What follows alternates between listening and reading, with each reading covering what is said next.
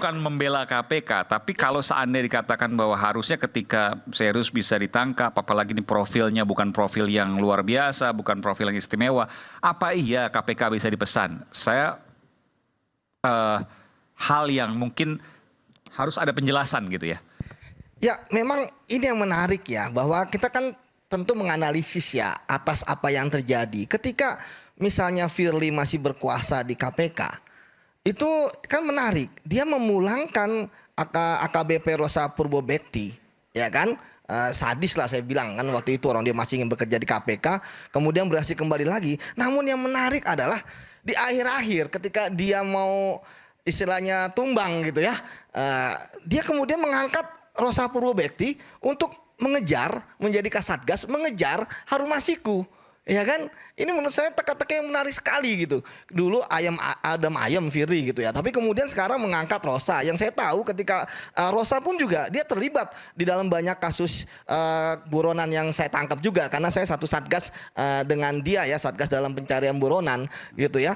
Itu ya pasti dia akan serius gitu untuk mencari. Jadi saya tidak meragukan gitu kan. Nah, ketika kemudian akhirnya sekarang ramai gitu ya, ketika dia menggeledah, ketika dia meriksa saksi-saksi gitu ya.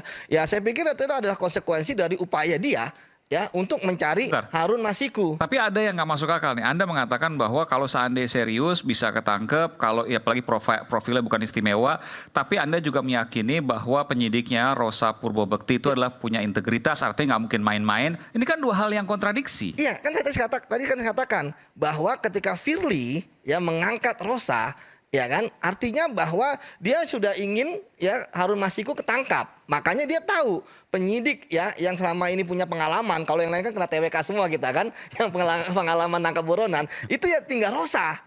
Ya kan, yang seniornya. Sehingga kemudian Rosa ya tadi ketika dia mengejar ya terjadilah seperti saat ini. Termasuk misalnya besok akan diperiksa Pak Yasona seperti itu. Jadi saya yakin bahwa itu adalah upaya dia gitu kan untuk mencari Harun Masiku yang ya saya pikir sebenarnya telat ya. Tadi saya katakan sebenarnya batas psikologis menangkap buronan itu 1 tahun. Jadi ketika 5 tahun saya nggak paham nih Rosa itu mencarinya dengan metode apa, kembali ke titik awal, ke titik nol ketika misalnya Harun Masiku berada, atau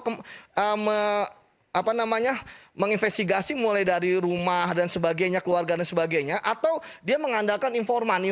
Ya ini kan yang paling sangat penting. Anda kan teman dekat, nggak pernah WhatsApp-WhatsAppan. Ya nggak boleh lah, gitu kan.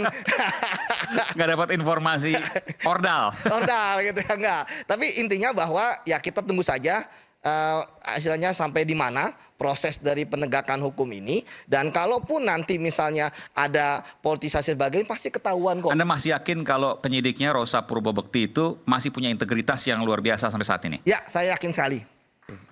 Oke. Jadi kalau seandainya ini direkayasa, Anda nggak yakin dong harusnya orang penyidiknya integritasnya tinggi kok? Ya saat ini kan sudah mulai dikejar kan. Nah makanya satu-satunya cara untuk menuntaskan kasus ini adalah Harun Masiku ketangkap. Ketika Harun Masiku ketangkap, maka semua akan jelas Mas, clear and distinct. Jadi siapa yang bersalah, siapa yang tidak bersalah, apakah ini rekayasa, tidak rekayasa, itu pasti akan ketahuan. Oke. Bung Adian, Anda punya pendapat soal apa yang disampaikan oleh Bung Yudi? Enggak, karena saya tidak tertarik untuk cari tahu tentang konspirasi di dalam KPK. Siapa Firly, siapa Rosa dan sebagainya, itu nggak penting menurut saya.